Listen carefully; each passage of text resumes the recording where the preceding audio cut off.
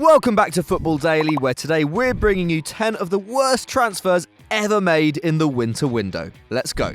10. Wilfried Bony. We kick off at the Etihad, which was a hive of transfer activity in 2015 with varying results. That summer, Man City snapped up Raheem Sterling and Kevin De Bruyne, soon to become invaluable assets to the Guardiola project, while other incomers such as Otamendi and Delph have also proved useful to the Catalan coach. But that January, City made one of their most wasteful investments, bringing in Wilfried Bony from Swansea for £28 million. That fee broke the record for an African footballer at the time, and after scoring 34 goals in 1.5 seasons at Swansea, the Ivorian was one of Europe's most in-demand strikers. But in spite of this, no one really expected him to shift Sergio Aguero from his starting berth. To be fair to City, their Argentinian talisman had just missed 7 games through injury when the transfer was finalised, but Bony couldn't even play until late February due to the African Cup of Nations. And even once he was available, manager Pellegrini didn't fancy him all that much, giving him just 2 starts in the league for the remainder of the season. Having averaged a goal every other game at Swansea, by the time Bony left Man City for good in 2017, it was taking him over 6 appearances to bag a strike. 9. Juan Mata. Okay, so this entry can rightly be seen as a little harsh. Since signing for Man United in January 2014, Juan Mata has become a fan favourite at Old Trafford, cemented his status as the nicest man in football, and added some much-needed creativity to many a flat Red Devils performance. However, when you consider the player Mata was before he moved to Manchester, you can't help but think what might have been. In 2014, the Spaniard was one of the world's top playmakers, having recorded 32 goals and 28 assists in his 2.5 seasons at Chelsea. Many fans and pundits naively thought that such a talent could single-handedly veer David Moyes' car crash Man United away from disaster and into the Champions League spots. After all, he would be linking up with the likes of Wayne Rooney and Robin van Persie. But despite his best efforts, the Red Devils still finished in 7th, with Moyes getting the sack less than 3 months after signing the World Cup and Euros winner.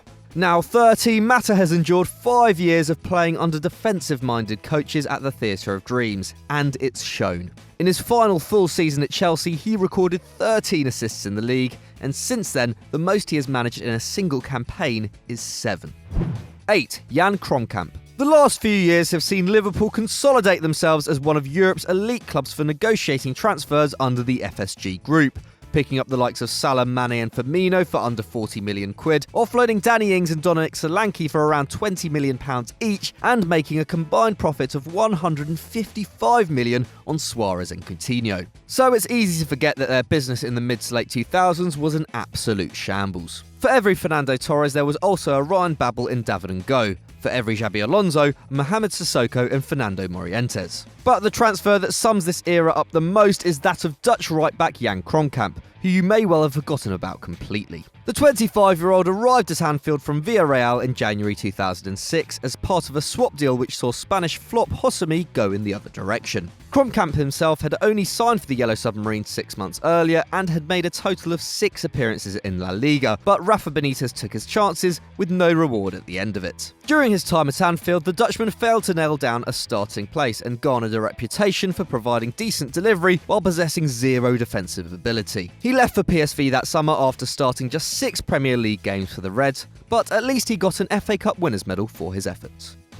7. Yerry Mina. But when you compare Kromkamp's time at Liverpool to Yerry Mina's at Barcelona, the Dutchman looks like a servant. Signed from Palmeiras for €11.8 million in January 2018, the Colombian centre-half made just 1 appearance in his first 3 months at the Catalan Giants. Clearly not ready to step up to the levels expected of him at the Camp Nou, Mina eventually re-entered the side amid an injury crisis at the back end of the season. With the league title already wrapped up, he was given a rare start against Minno's Levante, who won 5-4 to hand the Blaugrana their only defeat of the season, with Mina's performance strewn with defensive errors. Despite an impressive World Cup for Colombia, the 23-year-old was unhappy in Catalonia, and Barca had no qualms with selling him on to Everton for a tasty €20 million profit. If things work out at Goodison, they also have the option to buy him back for a further €60 million, which represents good business, right? Well, no, not when you consider that they penned a €100 million release clause in Mina's contract when they originally bought him 6 months earlier.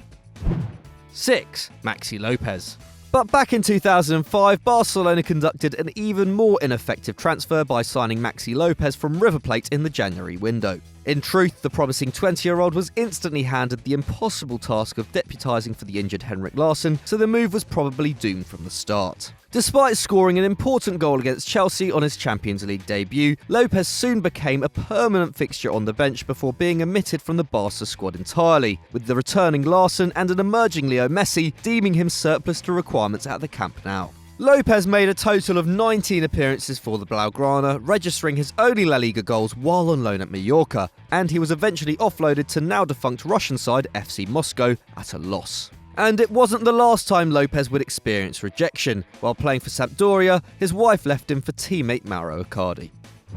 5. Benni McCarthy. When Benni McCarthy arrived at Upton Park in January 2010, West Ham were deep in a relegation struggle and had won just 4 games all season. So naturally they decided to spend £2.2 million on a 32-year-old striker on the decline to try and save their campaign. Unsurprisingly, it didn't work out, but no one could have predicted just how much of a catastrophe the signing of McCarthy would prove to be. In his first game, a 2-1 loss to Burnley, the South Africa international was subbed at half-time for Mido, and it didn't get any better. McCarthy started just one more game that season, making just 5 appearances in total, and West Ham lost all of them. And the following campaign was even worse. The Hammers eventually went down, finishing bottom of the Prem, and McCarthy remained a thorn in the side of the club throughout. He was even fined for failing to keep his weight down and was limited to just 6 substitute appearances as a result of his poor fitness. In fact, the club was so desperate that they paid McCarthy £1.5 million to terminate his contract before the end of the campaign. Vice-chairman Karen Brady later described him as a player devoted to filling his belly more than filling the net, and his woeful Premier League record in East London backed this up. 11 appearances, 0 wins, 3 draws, 8 losses, 0 goals.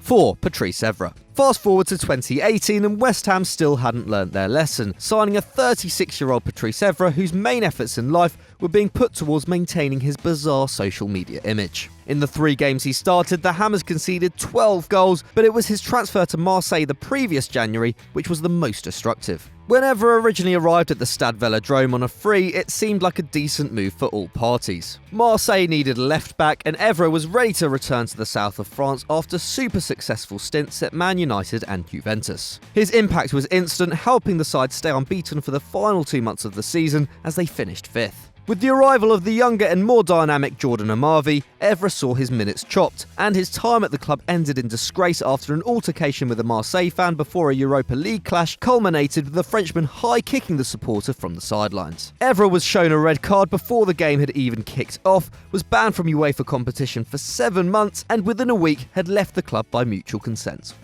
3. Léo Baptistão. 2013-14 was a season to forget for Brazilian striker Léo Baptistão. Making his name at Rayo Vallecano the previous season, the 21-year-old was signed by Atletico Madrid, where he was afforded just 5 league appearances before being farmed out on loan to a struggling Real Betis in January. Baptistão was expected to kick on down in Seville, where he was guaranteed game time and had the chance to be the hero in a relegation scrap. But it didn't work out. The youngster took 9 matches to register his first and only goal for the club and ended up getting more bookings than goal contributions in the green and white stripes. Betis finished the campaign bottom, 15 points off safety, while Baptistão's teammates at Atleti celebrated a historic La Liga title. He probably would have been better off warming the bench in Madrid. 2. Ricardo Rocha. Another late noughties Premier League defender who you've either forgotten about or never heard of, and for good reason. Ricardo Rocha was signed by Tottenham from Benfica in January 2007, and to show just how different things were back then, the fee was £3.2 million plus the money made from gate receipts and TV rights from 2 friendlies that were arranged between the clubs. And they really shouldn't have made the effort. At 29, Rocha had finally broken into the Portugal national setup and was subsequently lauded as one of the top defenders in Europe, but there was little evidence to back this up once he set foot in North London. In 3 seasons, Rocha made just 18 appearances for Spurs, even sitting out the entire 2008-9 campaign. He ended up at Portsmouth in 2010 and got the last laugh over his former employers, putting in a man-of-the-match display as they beat Spurs in the FA Cup semi-final. But that proved to be the final highlight of the centre-back's career. He followed Pompey down to the Championship that same year and was still an integral part of the side when they were relegated again in 2012. 1. Fernando Torres and Andy Carroll. Now, we promise we will never talk about these two again, but there's no escaping that infamous January deadline day of 2011. Fernando Torres' move from Liverpool to Chelsea broke the British transfer record and made the Spanish striker the fourth most expensive footballer of all time, but the warning signs were there for the Blues. At 26, he was still at his peak in theory, but had been playing consistent senior level football since he was 17 and had missed a total of 35 games through injury over the previous 3 seasons. Fear of another knock plus a general lack of confidence meant that one of the best marksmen in Europe took 732 minutes to get his first goal for Chelsea, and he failed to hit double figures in the league for the next 3 seasons. But Liverpool's response was even more bizarre, splashing 36 million on Andy Carroll to make the then 22-year-old the most expensive Englishman in the history of the game. A record that somehow stood for 4.5 years until Raheem Sterling's transfer to Man City broke it in 2015. But unlike Torres, Carroll had done nothing to prove he was worth anywhere near the price tag. 11 goals for Newcastle that campaign was impressive, but he had failed to break the 20-goal mark in the Championship the previous season. Plus, his old-fashioned target man approach to the striker's role was an uneasy fit for a club who had just bought Luis Suarez. Unsurprisingly, his time at Anfield was totally forgettable, hitting 6 league goals in 44 games, and he has spent much of the rest of his career on the West Ham physio table. We desperately hope to never see a winter window as bad as that of 2011 again. So that was another one of our fantastic, riveting 10s. I hope you enjoyed it. If you did, go check out all our other channels, including FDFC, and don't forget to like and subscribe.